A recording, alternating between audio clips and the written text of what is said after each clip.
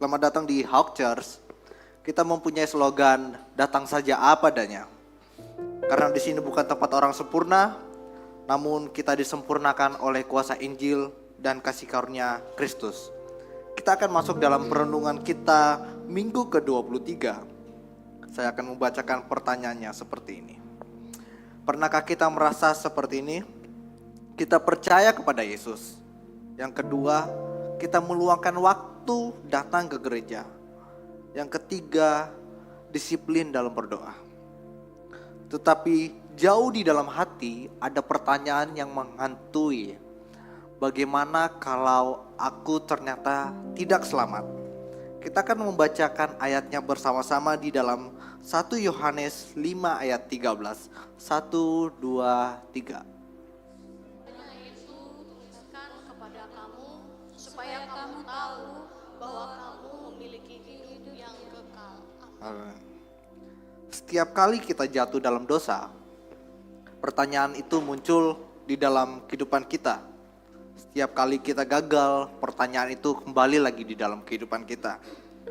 Bukan karena kita tidak percaya kepada Kristus, tetapi karena takut di dalam diri kita kurang beriman kepada Tuhan.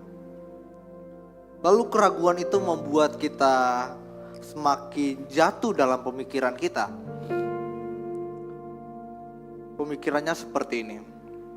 Orang yang benar-benar diselamatkan pasti tidak bergumul seperti ini. Orang yang dikasihi Allah pasti lebih rohani dan taat daripada saya. Kalau aku masih jatuh lagi, mungkin ada yang salah dengan imanku. Dan perlahan ini yang membuat keraguan kita berubah menjadi ketakutan. Apakah Allah menghendakinya anak-anaknya hidup seperti ini? Terus menebak-nebak, merasa cemas setiap saat. Dihantui dengan pertanyaan, apakah Tuhan sungguh milik hidup kita? Dalam ayat yang kita baca tadi di 1 Yohanes 5 ayat 13, ternyata Allah tidak ingin kita berharap dan menebak. Dia ingin kita tahu bahwa kita memiliki hidup yang kekal. Lalu mengapa kehilangan kepastian itu membuat kita menjadi ragu? Karena kita terus melihat diri kita sendiri. Melihat doa yang kurang, iman yang lemah, hati yang masih mudah jatuh.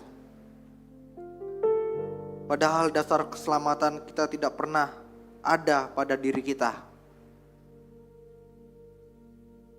Seorang Martin Luther pernah menulis kepada seorang sahabat yang bergumul dengan kepastian keselamatan. Ketika iblis mengingatkan dosa-dosamu dan berkata bahwa kamu pantas mati dan masuk neraka, aku tahu aku pantas mendapatkannya. Tetapi aku mengenal Dia yang telah menanggung hukuman itu bagiku. Namanya Yesus Kristus. Dan di mana Dia berada, disitulah aku juga berada. Kiranya dalam perenungan ini kita sama-sama diundang untuk mengkalibrasi lagi hati kita. Menuntun lagi hati kita kepada Injil Kristus. Bahwa pengharapan orang Kristen bukanlah aku sudah cukup baik, melainkan Kristus yang telah cukup bagiku. Dan karena kebenarannya tidak berubah, kita dapat memiliki kepastian yang teguh di hadapan Allah. Puji nama Tuhan. Puji Tuhan.